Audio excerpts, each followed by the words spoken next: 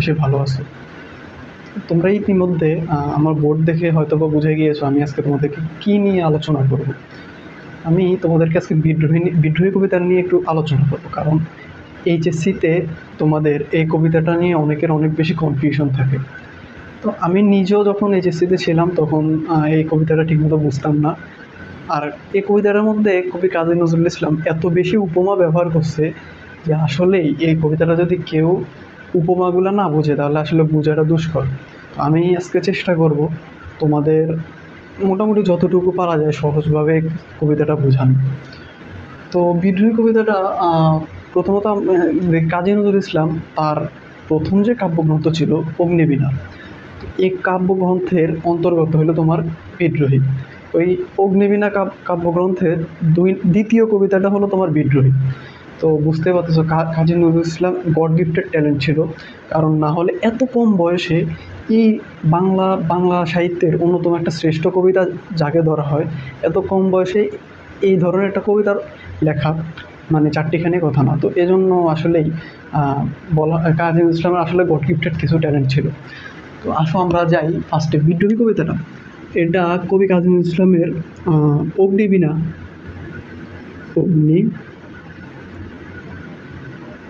কাব্যগ্রন্থের অন্তর্গত।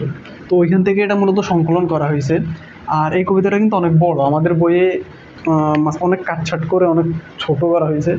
তো অগ্নিবীণা কাব্যগ্রন্থটা 1922 সালের প্রকাশিত হয় 1922 সালে। আর এই অগ্নিবীণা কাব্যগ্রন্থ হলো কবি কাজী নজরুল ইসলামের প্রথম কাব্যগ্রন্থ। আর এই অগ্নিবীণা কাব্যগ্রন্থের 2 নম্বর কবিতাটাই হলো বিদ্রোহী দ্বিতীয় কবিতা।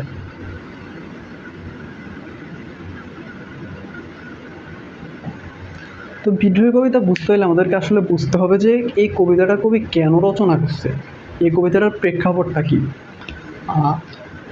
কবি কাজী নজরুল ইসলাম মূলত এই কবিতাটা লেখার মূল কারণটাই ছিল তোমার ব্রিটিশ যেই অপশাসন ছিল সেটার বিরুদ্ধে তার বিদ্রোহী সত্তার প্রকাশ, ব্রিটিশ অপশাসনের বিরুদ্ধে রুখে দাঁড়ানো, তার মূল মোটিভটা ছিলই ওইটা।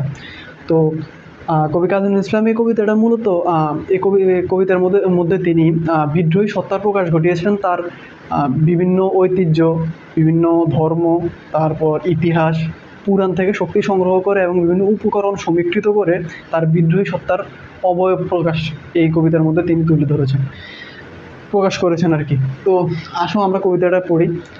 প্রথম লাইন দেখো কি বলতেছে, বলবীর বল উন্নত মমশির। আচ্ছা, কবি কাজী নজরুল ইসলাম নিজেকে বলতেছেন তুমি বলো তুমি বীর, তুমি এটাও বলো যে উন্নত মমশির। আচ্ছা, মম মানে কি? মম শব্দের অর্থ আমার। শির মানে কি? শির মানে হলো মাথা।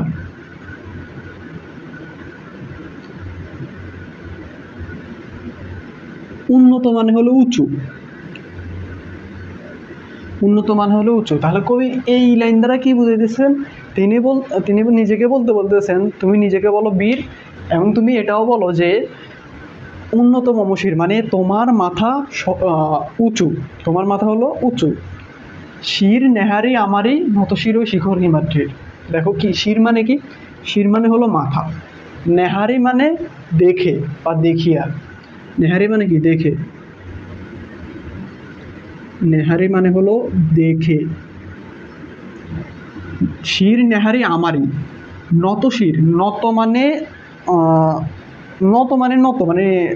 মাথা নত করা বলে না, তো নত মানে ওই নত, আর শির মানে তো মাথা। তারপর ওই শিখর মানে কি? শিখর মানে হলো, আচ্ছা শিখরের আগে হিমাদ্রি কি? হিমাদ্রি হলো পাহাড়। হিমাদ্রি মানে কি? হিমালয়। হিমাদ্রি মানে কি? হিমালয়।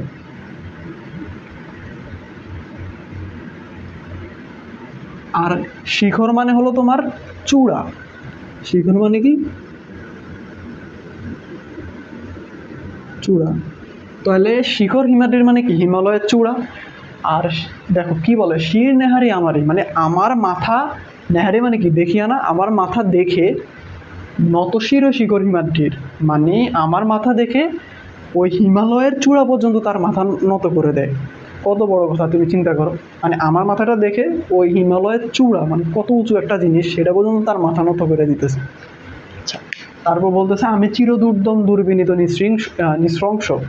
তো আমি চিরদুর্দম, চিরদুর্দম মানে কি, যাকে দমন করা যায় না তাকেই তো বলে দুর্দম, চিরদুর্দম। আর দুর্বিনীত কি, যে বিনীত না, মানে কি যে বিনয় করে না কাউকে। নৃশংস, মহাপ্রলয় আমি নটরাজ, আমি সাইক্লোন, আমি ধ্বংস, আমি মহাবয়, আমি অভিশাপ পৃথ্বীর, আমি দুর্বার, আমি ভেঙে করি সব চুরমার। এবং কি বলতেছে, মহাপ্রলয়ের আমি নটরাজ। নটরাজ কি, আচ্ছা আমি একটু ইয়েটা নিয়ে নিই।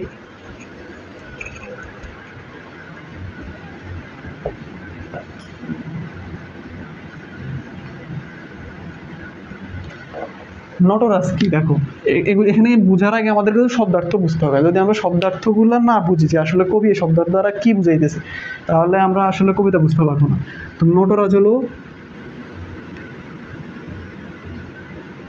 শিব বা মহাদেব।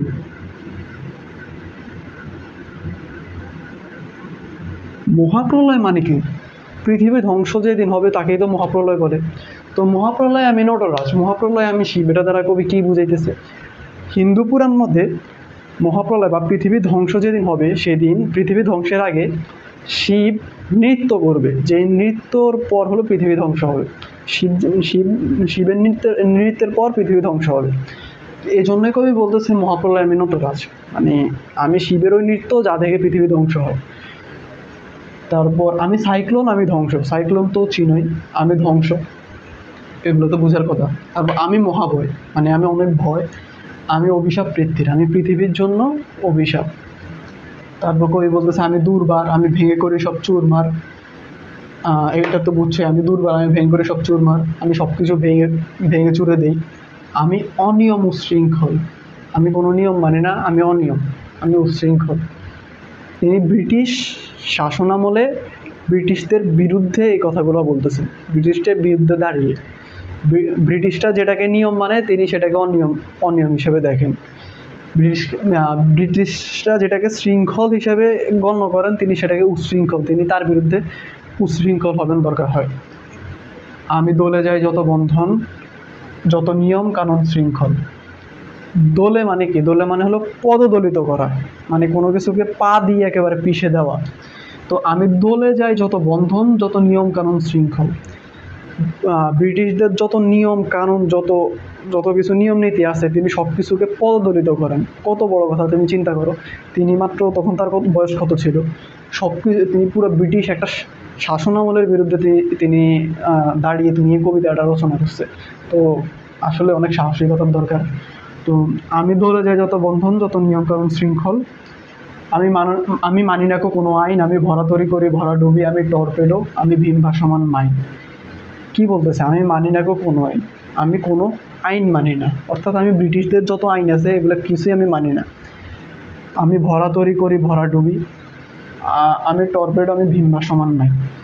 ভরাতরি মানে কি, তরি মানে হলো নৌকা, ভরাতরি বলতে বোঝানো হয়েছে একটা সাজানো গোছানো নৌকা। ভরাতরি করে মানে তিনি সাজানো গোছানো একটা নৌকাকে তিনি ডুবিয়ে দিতে পারেন চাইলে। তো তিনি এখানে মূলত বুঝেছেন যে আমি যত পৃথিবীর যত সাজানো গোছানো যত কিছু আছে, সব কিছুকে চাইলে আমি ধ্বংস করে দিতে পারি মুহূর্তের মধ্যে। আমি টর্পেডো, টর্পেডো কি, টর্পেডো টর্পেডো হলো একটা ক্ষেপণাস্ত্র, ঠিক আছে, ক্ষেপণাস্ত্র যা তোমার মূলত সাবমেরিন থেকে নিক্ষিপ্ত হয়, সাবমেরিন থেকে নিক্ষেপ করা লাগে।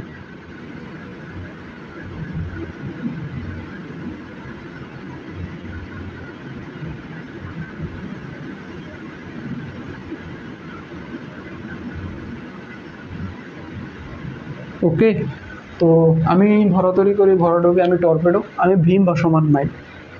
তো এটা তো বুঝলে।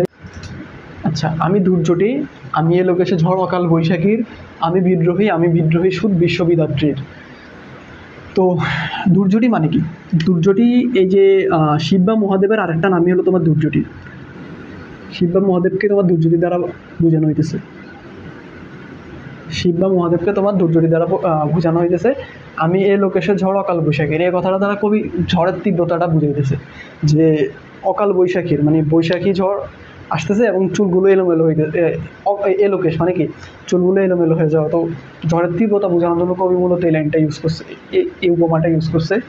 দেন আমি বিদ্রোহী, আমি বিদ্রোহী সুদ বিশ্ববিদ্যার্থী, মানে আমি বিদ্রোহী, আমি বিদ্রোহী সুদ, সুদ মানে কি সুদ,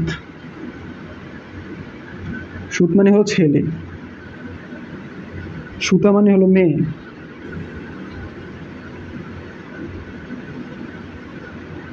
ওকে, তো আমি বিদ্রোহী সুদ, আমি বিদ্রোহী ছেলে বিশ্ববিদ্যার্থী। তার মানে কবি এই লাইন দ্বারা বুঝাইতেছে যে আমি বিশ্ববিধাত্রীর, বিশ্ববিধাতার বিদ্রোহী সন্তান। তো আশা করি তোমরা এইটুকু বুঝতে পারছো পুরোটা। তারপর কবি কাজী নজরুল ইসলাম কি বলতেছেন? কবি কাজী নজরুল ইসলাম বলছেন আবার বলবীর চির উন্নত মমশির। তো এইটুকু তো আমরা জানি এটা কি বোঝায়। তারপর বলতেছে যে আমি সৃষ্টি, আমি ধ্বংস, আমি লোকালয়, আমি শ্মশান, আমি অবসান নিশাবসান। দেখো সৃষ্টি কি, কবি বলতেছে যে আমি যেমন সৃষ্টি ঠিক আমি তেমন ধ্বংস, আমি যেমন লোকালয় আমি ঠিক শ্মশান। লোকালয় কি, মানুষ যেখানে প্রথম জন্মগ্রহণ করে, যেখানে বেড়ে ওঠে। শ্মশান কি, যেখানে মানুষের দাহ হয়, দাহ পোড়ানো হয়। তো যেখানে জীবনের অস্তিত্ব আছে সেখানে সেটা কি লোকালয়, যেখানে জীবনের অস্তিত্ব নাই সেটা কি শ্মশান। পরস্পর বিপরীত শব্দের মাধ্যমে কবি তুলনা করতেছেন, বিপরীতার্থক শব্দের মাধ্যমে। তো তারপর আবার কবি কি বলতেছেন আমি অবসান। অবসান মানে কি, দেখো এখানে অবসান বলতে বোঝানো হইতেছে, অবসান মানে তোমার বোঝানো হইতেছে এখানে দিনের শেষ, দিনের অবসান, দিনের শেষ বোঝানো হইতেছে। নিশাবসান বলতে রাতের শেষ বোঝানো হইতেছে, নিশাবসান এটা দ্বারা তোমার রাতের শেষ বোঝানো হইতেছে। তো কবি বলতেছে আমি যেমন দিনেরও শেষ, আমি ঠিক তেমন আমি আবার ওই রাতেরও শেষ। তারপর কবি কি বলতেছে, পরস্পর বিপরীত শব্দ মাধ্যমে কবি নিজেকে তুলনা করছেন, নিজের বিদ্রোহী সত্তাকে তুলনা করছেন। তারপর কবি বলতেছেন যে আমি ইন্দ্রাণী সুদ, আমি ইন্দ্রাণী সুদ, হাতে চাঁদ ভালে সূর্য, মম এক হাতে বাঁকা বাঁশের বাঁশরি, আর হাতে রণতুর্য। কি বলতেছে কবি এখানে, সুদ মানে কি, সুদ মানে তো আমরা জানি ছেলে। ইন্দ্রাণী সুদ মানে কি ইন্দ্রাণীর ছেলে, ইন্দ্রের স্ত্রীর নাম হলো ইন্দ্রাণী। তো ইন্দ্রাণীর ছেলে মানে কি ইন্দ্রেরও ছেলে। তো ইন্দ্রের ছেলের নাম হলো জয়ন্ত। ইন্দ্রের ছেলের নাম কি, ইন্দ্রের ছেলের নাম হলো জয়ন্ত। তো কবি মূলত এখানে জয়ন্তকে বোঝাতে চেয়েছেন। আর কবি বলতেছেন আমি ইন্দ্রাণী সুদ মানে আমি জয়ন্ত, হাতের মধ্যে চাঁদ, ভাল মানে হলো কপাল, ভালে মানে কি, ভালে মানে হলো কপালে। আমি জয়ন্ত যে হাতে সূর্য, হাতে চাঁদ এবং কপালের মধ্যে সূর্য ধারণ করতেছি। তারপর বলতেছেন যে মম এক হাতে বাঁকা বাঁশের বাঁশরি, আর হাতের রণতুর্য। মম মানে আমার বা আমি। তো মম আমার, এক হাতে বাঁকা বাঁশের বাঁশরি, বাঁকা বাঁশের বাঁশরি বলতে বাঁশি বোঝানো হইতেছে। তো কবি বলতেছেন আমার এক হাতে বাঁশি, বাঁশি বাঁশি কি নির্দেশ করতেছে এখানে, কবি এখানে মূলত এইটুক দ্বারা বুঝাইতে চাইতেছেন সুর। আচ্ছা, কি বুঝাইতে চাইছিলেন, সুর। তার এক হাতে সুর কিংবা শান্তি, প্রেম, তার এক হাতে যেমন প্রেম, তারপর সুর কিংবা শান্তি, এই জিনিসগুলো নির্দেশ করে বাঁশি দ্বারা এখানে। তো মূলত শান্তিটা হাইলাইট করি আমরা এখানে। তো কবি বলতেছেন আমার এক হাতে শান্তি, আর হাতে কি রণতুর্য। রণতুর্য মানে হলো তোমার যুদ্ধাস্ত্র। তার মানে কি কবি এটা মিন করতেছেন যে আমার এক হাতে শান্তি, আর এক হাতে কি যুদ্ধ। আমি বেদুইন, আমি চেঙ্গিস, আমি আপনারে ছাড়া করি না কাহারে কুর্নিশ।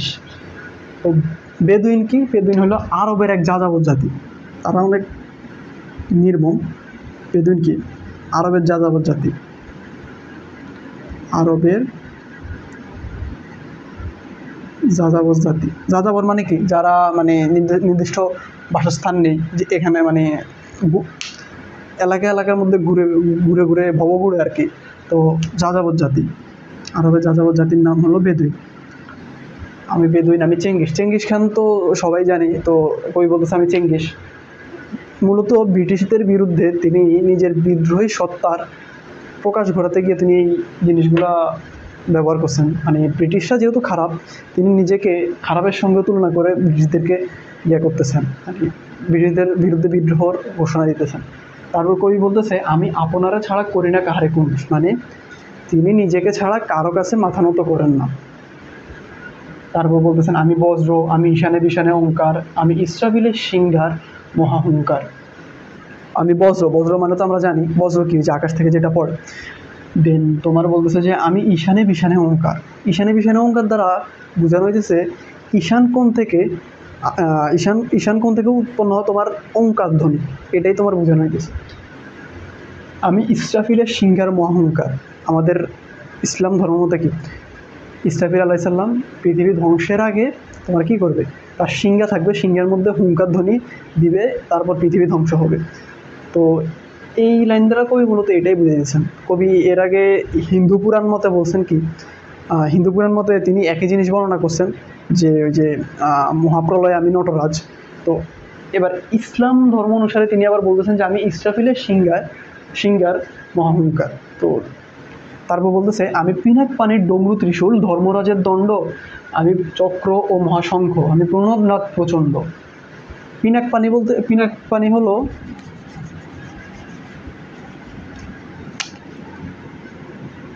পিনাক পানি, এটা দ্বারা তোমার বোঝানো হচ্ছে শিব বা মহাদেবকে।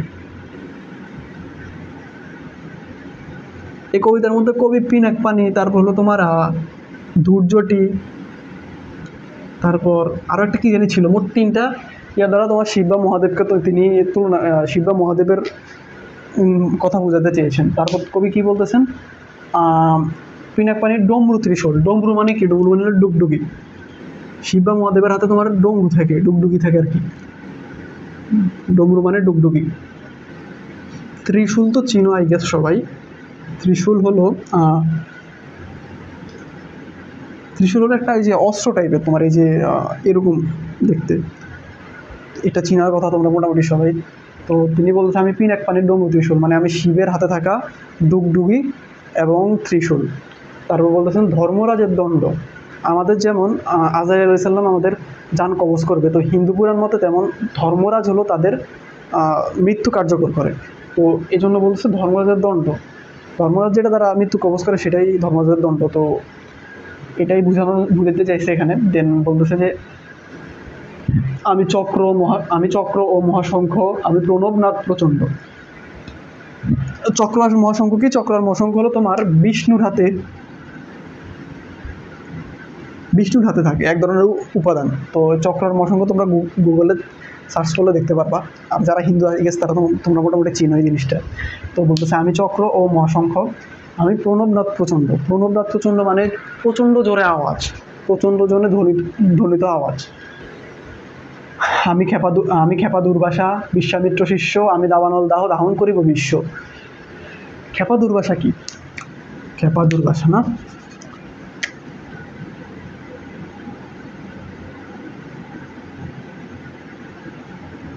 হিন্দু পুরাণ মতে ইনি একজন তোমার দেবতা। তিনি তার স্ত্রীকে বলছিলেন যে তিনি 100 ভুল পর্যন্ত তার স্ত্রীকে ক্ষমা করবেন, এর বেশি ভুল হলে তিনি তার স্ত্রীকে ক্ষমা করবেন না। তো তিনি তার কথা মতো তিনি তার 100 ভুল পর্যন্ত তার স্ত্রীকে ক্ষমা করছিলেন। তার স্ত্রী যখন 101তম ভুল করে তখন তিনি তার স্ত্রীকে অভিশাপ দেন, অভিশাপের ফলে তার স্ত্রী পুড়ে মারা যায়। তো এই জন্য বলা হয়েছে আমি খেপা দুর্বাসা, মানে তার রাগের মাত্রাটা বোঝানোর জন্য বলা হয়েছে আমি খেপা দুর্বাসা। আমি বিশ্বামিত্র শিষ্য, এটা দ্বারা কি বুঝায়, বিশ্বামিত্র শিষ্য দ্বারা বুঝায় ক্ষত্রিয় হয়ে জন্ম নিয়ে তপস্যা বলে তোমার ব্রাহ্মণে পরিণত হয়েছিল। তো এই জন্য তাকে বলা হয় তোমার বিশ্বামিত্র শিষ্য। এটাই বিশ্বামিত্র শিষ্য দ্বারা কি বোঝায়, ক্ষত্রিয় হয়ে জন্ম নিয়েছে বাট তোমার হলো তপস্যা বা তোমার সাধনা করে সে কি ব্রাহ্মণ হয়েছে। তারপর বলতেছে আমি দাবানলের আগুন দাহন করিব বিশ্ব, মানে আমি দাবানলের আগুন আমি পুরো পৃথিবী পুড়িয়ে দিব। আচ্ছা, তারপর কি বলতেছে দেখো, আমি উন্মন্মন উদাসীর। আচ্ছা, আমি উন্মন্মন উদাসীর, আমি বিধবার বুকে ক্রন্দন শ্বাস, হা হুতাশ আমি হুতাশী। উন্মন বলতে বোঝানো হয় আনমনে, মানে উন্মন মানে কি বুঝায়? উন্মন মানে হলো আনমনে। আমরা বলি না যে আনমনে আছে সে, তো উন্মন মানে আনমনে বোঝায়। আমি উন্মন মন উদাসীর, উদাসীর মন কেমন থাকে? উন্মন থাকে না, মানে আনমনে থাকে না, এটাই বলতে চাইছে যে আমি উন্মন মন উদাসী। আমি বিধবার বুকে ক্রন্দন শ্বাস। আচ্ছা, বিধবা, বিধবার বুকে ক্রন্দন শ্বাস বলতে বিধবার যে চাপা কান্না, যেই যেই কি বলে, বিধবার যেই গভীর শ্বাসটা আছে সেটাই বুঝাতে চাইছে যে আমি বিধবার বুকে ক্রন্দন শ্বাস। হা হুতাশ আমি হুতাশী। হুতাশী কি করে? হুতাশী বলতে যে হা হুতাশ করে তাকে হুতাশী বলে। তো এটাই বলছে যে হা হুতাশ আমি হুতাশী। আমি বঞ্চিত ব্যথা পথবাসী চিরগৃহহারা যত পথিকের, আমি অবমানিতের মরম বেদনা বিষ জ্বালা, প্রিয় লাঞ্ছিত বুকে গতি ফের। আচ্ছা, আমি বঞ্চিত ব্যথা পথবাসী চিরগৃহহারা যত পথিকের, মানে যারা ঘরবাড়ি হারিয়েছে, যেসব পথিক আছে তারা, তাদের তাদের তাদের বুকের যে বঞ্চিত ব্যথা আছে সেই ব্যথাটা কবি নিজেকে তুলনা করছে। দেন বলতেছে আমি অবমানিতের মরম বেদনা। অবমানিত মানে হলো যাকে অপমান করা হয়েছে তাকে অবমানিত বলে। তো এই জন্য বলতেছে যে আমি অবমানিতের মরম বেদনা, মরম মানে করুণ বেদনা আর কি। দেন বলতেছে বিষ জ্বালা প্রিয় লাঞ্ছিত বুকে বুকে গতি ফের, মানে তাদের লাঞ্ছিত মানুষের বুকে ফের গতি, মানে তাদের বুকে আসার আলো, জ্বালানি আর কি। দেন বলতেছে আমি উত্তর বায়ু মলয় অনিল উদাস পূরবী হাওয়া, আমি পথিক কবির গভীর রাগিনী ভেনুবিনে গান গাওয়া। আমি উত্তর, মানে উত্তর বায়ু বলতে বোঝানো হয়েছে উত্তর দিক হতে ভেসে আসা বায়ু, উত্তর দিকে হতে আসা বায়ুটাকে বোঝানো হয়েছে উত্তর বায়ু। দেন বলতেছে মলয় অনিল। মলয় মানে একটা পর্বত শৃঙ্গের নাম হলো মলয়। তো ওই পর্বত শৃঙ্গ, অনিল মানে হলো তোমার বায়ু। তো মলয় অনিল মানে ওই পর্বত থেকে আসা বায়ু আর কি। মলয় অনিল উদাস পূর্বী হাওয়া, উদাস পূর্বী হাওয়া মানে তো উদাস পূর্বী হাওয়াই। আর আমি পথিক কবির গভীর রাগিনী। রাগিনী মানে হলো সুর, মানে আমি পথিক কবির গভীর সুর। বেনু বিনে গান গাওয়া। বেনু মানে হলো বাঁশি। বেনু মানে কি? বাঁশি। বিন, বিন মানে তো চিনো, বিন একটা বাদ্যযন্ত্র। তো বাঁশি আর ওই বিনের সাহায্যে গান গাওয়ার কি বুঝাইতেছে। তারপর বলতেছে আমি আকুল নিধাক তিয়াসা, আমি রৌদ্র রৌদ্র রবি, আমি মরু নির্ঝর ঝরঝর, আমি শ্যামলিমা ছায়া ছবি। আমি আকুল নিধাক তিয়াসা। দেখো, আকুল মানে কি? ব্যাকুল বুঝাও না, মানে আকুল মানে কি? আকুল মানে তো আই গেস সবাই জানো, ব্যাকুল। ব্যাকুল হয়ে পড়ে মানে ধৈর্য ধারণ না করার মতো অবস্থা। তো ব্যাকুল। নিধাক মানে হলো গ্রীষ্ম। এটা ভেরি ভেরি ইম্পর্টেন্ট। যদি এমসিকিউ বলো এই অধ্যায় থেকে একটা এমসিকিউ আসবে, আমি মনে করি এটা সবচেয়ে বেশি ইম্পর্টেন্ট, নিধাগ। এখান থেকে কোশ্চেনটা এমনভাবে করতে পারে যে তোমাদের বোর্ডে স্পেশালি বলতে পারে যে বিদ্রোহী কবিতায় কোন কালের কথা উল্লেখ করা হয়েছে। তো এটা হলো গ্রীষ্মকাল, যেটাই যে নিধাগ। নিধাগ অর্থ কি? গ্রীষ্মকাল বোঝানো হয়েছে এখানে। দেন বলতেছে আমি নিধাগ তিয়াসা মানে তৃষ্ণা। তিয়াসা মানে কি? তৃষ্ণা।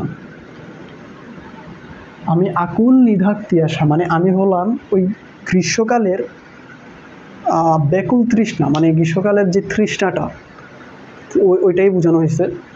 তারপর বলতেছে আমি রৌদ্র রুদ্র রবি। রবি মানে সূর্য। রৌদ্র রুদ্র রবি দ্বারা বোঝানো হইতেছে প্রচণ্ড তেজে প্রচণ্ড তেজে আলো ছড়ানো সূর্য। তারপর বলতেছে আমি মরু নির্ঝর ঝর ঝর, আমি শ্যামলিমা ছায়াছবি। মরু মানে মরুভূমি বুঝাইতেছে, নির্ঝর মানে ঝর্ণা।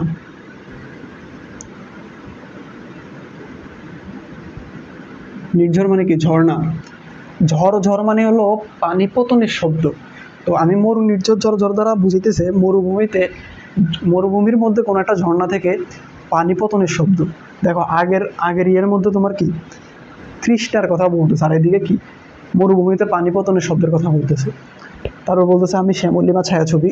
শ্যামলিমা ছায়াছবি বলতে সবুজ শ্যামল আর কি একটা ছায়াছবির কথা বোঝানো হয়েছে। দেন বলতেছে আমি অরফিয়াসের বাঁশরি। তো অরফিয়াস কেটা আগে জানি। গ্রিক পুরাণ মতে তাদের গানের দেবতার নাম হলো তোমার অ্যাপোলো। তো অ্যাপোলোর ছেলে হলো অরফিয়াস। তো অরফিয়াস হলো তোমার সঙ্গীতে বিশেষজ্ঞ ছিল। তো সে ইউরিডিস নামে একটা মহিলাকে সে ভালোবাসত। ইউরিডিস যখন মারা যায়, অরফিয়াস তখন তার সুরের ধূম্রজালে ইউরিডিসকে তোমার বাঁচানোর চেষ্টা করে। তো সে প্রায় সক্ষম হয়ে গেছিল, কিন্তু তার সামান্য একটা ভুলের কারণে সে ব্যর্থ হয়। তো এই জন্য বলতেছে আমি অরফিয়াসের বাঁশরি। তারপর বলতেছে যে মহা সিন্ধু তোলা ঘুম ঘুম। সিন্ধু মানে হলো সমুদ্র। এই দুটা লাইন দ্বারা কি বোঝায় দাঁড়াও বলি। মহা সিন্ধু তোলা ঘুম ঘুম, ঘুমচুমো দিয়ে করে নিখিল বিশ্ব ঝুমঝুম, ঘুমচুমো দিয়ে করে নিখিল বিশ্বে নির্ঝুম। মহাসিন্ধু তোলা মানে অনেক উত্তাল সমুদ্রকে বোঝানো হয়েছে এই লাইনে। আর এদিকে বলতেছে তোমার এই দুটা লাইন দ্বারা টোটালি বোঝানো হয় যে তোমার উত্তাল সমুদ্র এমনকি পৃথিবীকেও কবি ঘুমচুমো দিয়ে তোমার পুরা শান্ত করে দিতে পারে। তারপর বলতেছে মম বাঁশরীর টানে পাশরি। মম মানে আমার, বাঁশরি মানে বাঁশি। এই দুটা লাইন আবার ইম্পর্টেন্ট। দেখো এখানে কি বলে, মম বাঁশরীর টানে পাশরি, আমি শ্যামের হাতের বাঁশরি। মানে মম মানে তো আমি, এটা তো জানি। বাঁশরি মানে বাঁশি, টান মানে সুর, পাশরি মানে ভুলে যাওয়া। পাশরি মানে কি? ভুলে যাওয়া।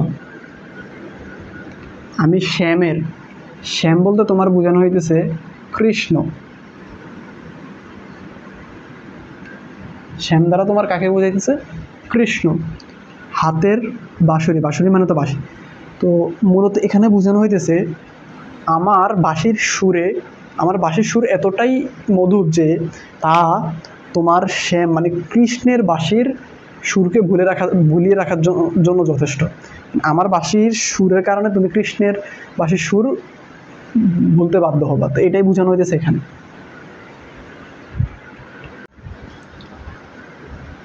দেখো তারপর কবি কি বলতেছে, আমি রুষে উঠি যবে ছুটি মহাকাশ ছাপিয়া, ভয়ে সপ্তনরক হাবিয়া দোজক, নিভে নিভে যায় কাঁপিয়া। আমি রুষে উঠি, রুষে বলতে বোঝায় তোমার ক্ষিপ্ত হয়ে ওঠা, মানে রাগান্বিত হওয়া। তো কবি বলতেছে আমি যখন রাগান্বিত হই তখন আমি মহাকাশ ছেপে উঠে যাই, মানে মহাকাশকে পিছনে ফেলে আমি উপরে উঠি। তারপর বলতেছে আমি ভয়ে সপ্তনরক হাবিয়া দোজক, নিভে নিভে যায় কাঁপিয়া। মানে কবির ভয়ে তোমার সপ্তনরক মানে 7টা যে দোজক আছে তার মধ্যে একটা হলো হাবিয়া দোজক। তো এই হাবিয়া দোজক পর্যন্ত তোমার কি নিভে ভয়ে কেঁপে তোমার নিভে যায় আর কি। তো এই জন্য বলতেছে আমি ভয়ে সপ্তনরক হাবিয়া দোজক, নিভে নিভে যায় কাঁপিয়া। তারপর কবি বলতেছে আমি বিদ্রোহবাহী নিখিল অখিল ব্যাপিয়া, আমি পরশুরামের কঠোর কুঠার, নিক্ষত্রিয় করিব বিশ্ব, আনিব শান্তি শান্ত উদার। তারপর মানে কি বলতেছে কবি, আমি বিদ্রোহবাহী নিখিল অখিল ব্যাপিয়া, মানে পুরো পৃথিবী জুড়ে, বিদ্রোহবাহী মানে বিদ্রোহ বহন করে, কবি পুরো পৃথিবী জুড়ে বিদ্রোহ বহন করে। তারপর বলতেছে আমি পরশুরামের কঠোর কুঠার। আচ্ছা এই দুটা লাইন বোঝার আগে আমি তোমাকে কিছু জিনিসের সাথে আগে পরিচয় করাই। পরশুরাম কি? পরশুরাম বলতে আসলে কি বোঝায়?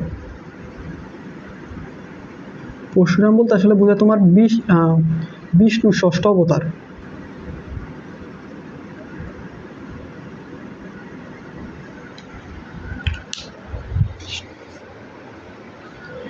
বিষ্ণু ষষ্ঠ অবতার বোঝানো হয়। দেন তোমার আক্ষরিক অর্থে তোমার আসলে পরশুরাম বলতে বোঝায় পরশুরামের কঠোর কুঠার দ্বারা তোমার বোঝায় হলো কুঠার হাতে রাম।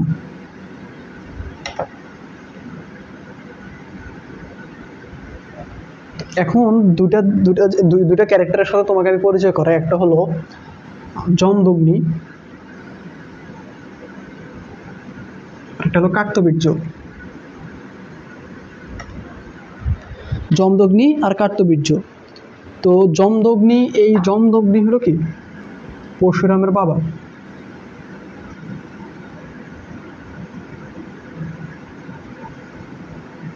আর কার্তবীর্য কে ছিল? কার্তবীর্য একজন রাজা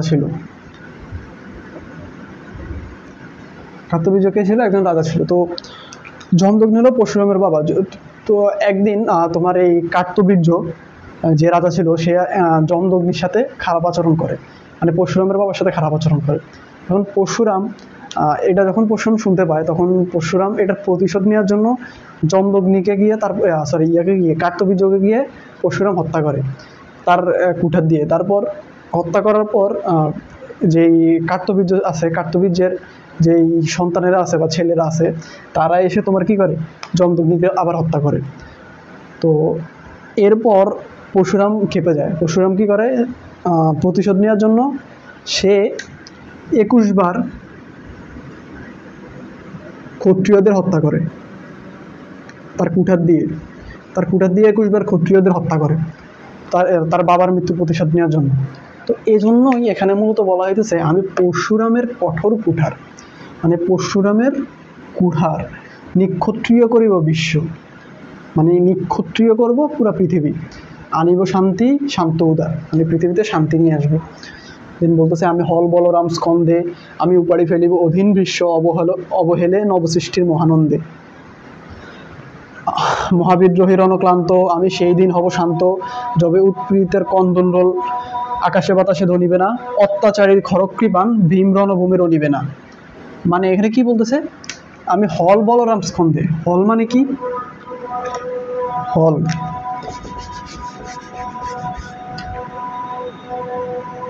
হল হলো তোমার লাঙ্গল, বলরাম হলো তোমার কৃষ্ণের বড় ভাই।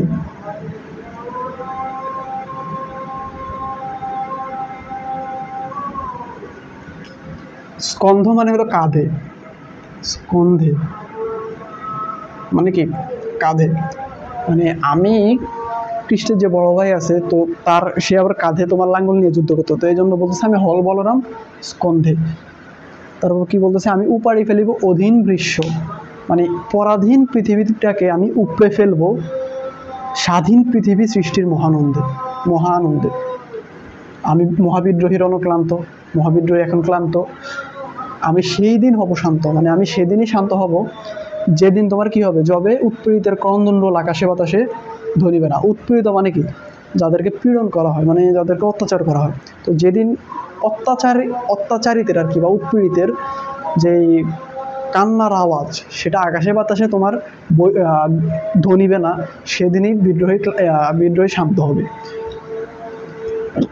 তারপর বলতেছে বিদ্রোহীর অত্যাচারীর খড়গকৃপাণ ভীম রণভূমি রণিবে না। অত্যাচারিত যারা অত্যাচার করে, তো অত্যাচারের খড়গ মানে আসলে ওই যে বড় দা জাতীয় একটা জিনিসকে বোঝায়। কৃপাণ হলো যুদ্ধাস্ত্র, ভীম এগুলো সবগুলাই যুদ্ধাস্ত্র, তিনটাই হলো অস্ত্র। তো বলতেছে অত্যাচারী যে অস্ত্রগুলো, এগুলো দিয়ে যে অত্যাচার করা হয় মানুষের উপর, সেই অত্যাচারটা তোমার যেদিন থামবে সেদিনই হলো বিদ্রোহী শান্ত হবে। তারপর বিদ্রোহীর অনক্লান্ত, আমি সেই দিন হব শান্ত, আমি চিরবিদ্রোহী বীর, বিশ্ব ছাড়াই উঠিয়াছি এক চির উন্নত শির। আমি চিরবিদ্রোহী বীর, মানে আমি একজন চিরবিদ্রোহী বীর, বিশ্ব ছাড়ায় পৃথিবী ছাড়িয়ে উঠিয়াছে এক চির উন্নত শির, মানে সবার থেকে উঁচু একটা মাথা পৃথিবী ছেড়ে উঠিতেছে। তো এই কবিতাটা পুরাটাই মূলত কাজী নজরুল ইসলাম তোমার ব্রিটিশদের বিরুদ্ধে তার বিরোধিতা করার জন্যই মূলত এই কবিতাটা লিখছে। তাদের যে অত্যাচার আছে, তো তাদের যে অত্যাচার করতো তারা মানুষের উপর, তাদের যে নিয়ম নীতিগুলো ছিল, যেগুলো মানে বলতে গেলে আমাদের দৃষ্টিকোণ থেকে ভালো ছিল না। তো এই জন্য কাজী নজরুল ইসলাম তার এই কবিতার মাধ্যমে পুরা ব্রিটিশ শাসনামলের ভিত নড়াই দিছিল আর কি। মেন কথা হচ্ছে এটা। তো আশা করি তোমরা মোটামুটি সব কিছুই বুঝছো। তো এই কবিতা এখানে মোটামুটি অনেক কিছু সব কিছু যদি বুঝি তাহলে বুঝবো যে আসলে কোন লাইনগুলো ইম্পর্টেন্ট। অনেকগুলো লাইন আছে খুব ইম্পর্টেন্ট, যেগুলো বোর্ডে অনেক বেশি এমসিকিউ আসে। আর এখান থেকে মোটামুটি প্রতি বছর বোর্ডে 2টা এমসিকিউ থাকে, 2টা কি 3টা। এই মোটামুটি যদি আমার পুরো ক্লাসটা করো আশা করি বোঝার কথা। তো